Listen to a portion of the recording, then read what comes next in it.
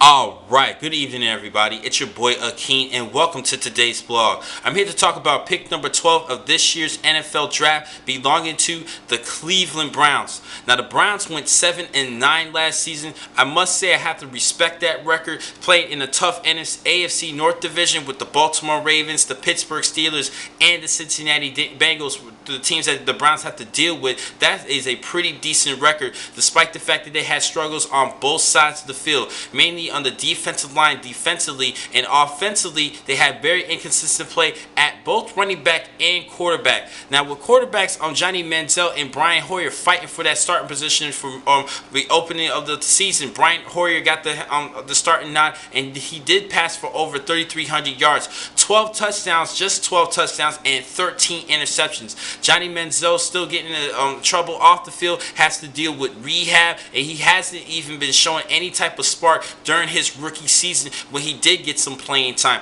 I'm a little bit disappointed. I still had high hopes and Johnny Manziel, and I possibly it could be because he's with the wrong team, but I'm not sure. I still have just a little bit, very little, like 10% hope with Johnny Manziel. He's still a talented player, but he has been dealing with a little bit of off the field issues. Hopefully he can change things around at rehab, but they could still use some help at quarterback, and they did sign Josh McCown during this off season, which I don't really like that signing. Even when he coming from Tampa Bay, I didn't really like that signing at Tampa Bay as well.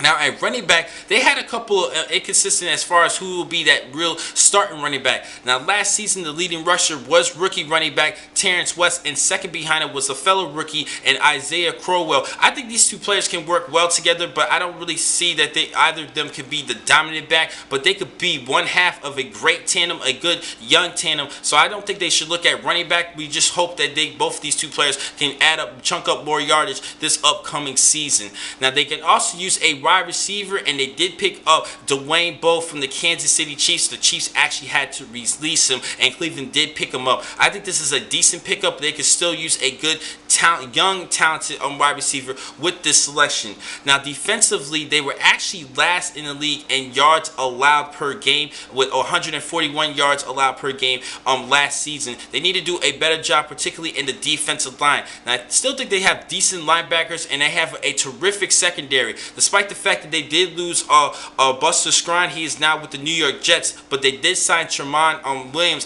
coming out of the Green Bay Packers, which I think was an excellent replacement to work opposite of Joe Hayden. And let's not forget about Justin Gilbert. He is a talented cornerback coming out of Oklahoma State. He was a rookie last season, and they still have their safeties, Dante and Taj Gibson at the free safety and strong safety. I still think they have a strong secondary on that defensive side. They just need work in the defensive end or tackle position.